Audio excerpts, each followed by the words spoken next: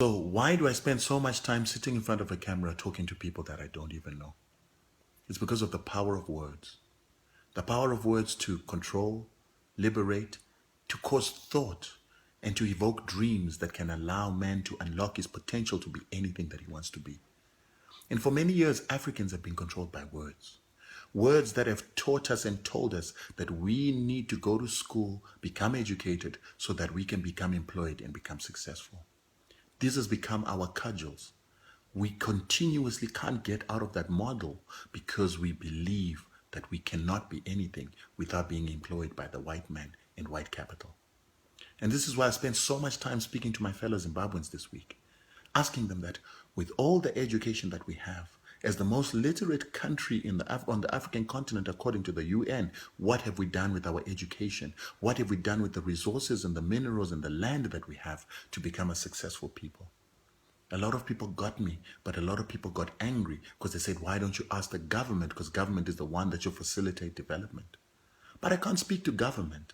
Government is an institution. Words are meant for men, for minds, for people, for hearts, and not institutions. Institutions are built by minds, hearts, and men. And that is why I was speaking to every Zimbabwean and not to government. It is the mind of man in Zimbabwe that is going to change the situation. You know, people need to understand that when Cecil John Rhodes came to Africa, there was no money, there were no factories, there were no commercial mines. But black people were self-sufficient. And when Cecil John Rhodes offered money to co-opt black people to come and work on their mines, black people refused. And Cecil and his gang looked and said, why? And they realized that these people were self-sufficient. They were satisfied and happy with what they were producing off the land and from their livestock.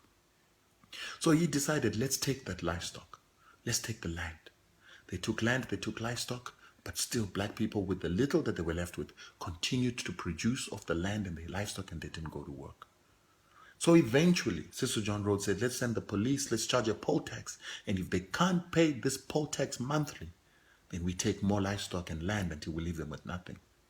Eventually, black people were left destitute with no land and no livestock. They were forced to go to work. That is slavery. But today we've got our land back. We've got our resources back.